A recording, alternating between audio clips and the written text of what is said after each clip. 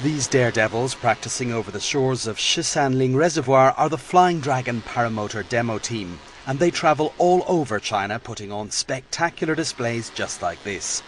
But despite the military-like precision involved, these pilots are all civilians and members of the Beijing Flying Man Club. For some it may come as a surprise that air sports like this are practiced in China, but here, as everywhere else, there are always those who pine for the skies. Still, private aviation in China is in its infancy, and for most Chinese people, the only contact with flying will be as passengers on commercial flights. However, here on the picturesque shores of the reservoir just beside the famous Ming tombs north of Beijing, a group of enthusiasts hopes to change all that. Ming, manager of the airfield, says interest in this type of flying is growing. Currently the club already has about 20 members of the demo team and over 200 ordinary members. A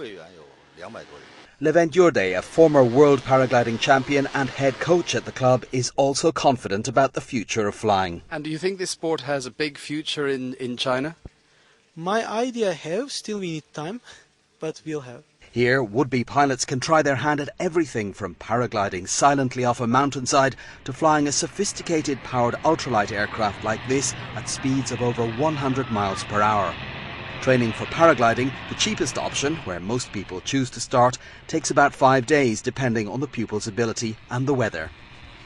Paramotors like these, basically a paraglider with an engine strapped onto the pilot's back, provide more autonomy, but training is a little more expensive, and at the top of the range are the ultralight aircraft.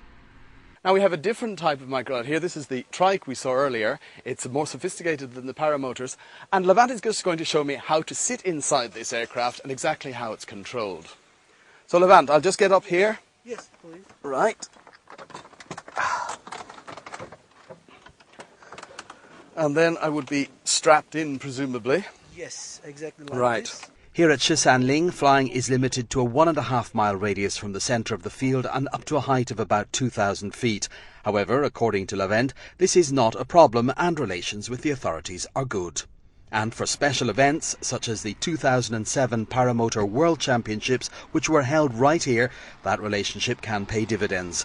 Then special flying permits were issued, and in fact a section of the competition took place over the Great Wall. In 2007 we held the 5th World Championships here. We had representatives from over 20 countries and more than 300 competitors in all. We also had a lot of reporters covering the event.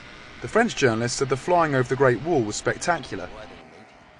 Currently there are around 3,000 holders of FAI paragliding or ultralight licenses in China and about 200 centres around the country.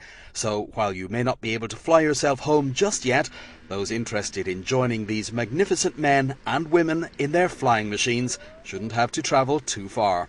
Fergus Thompson, BON.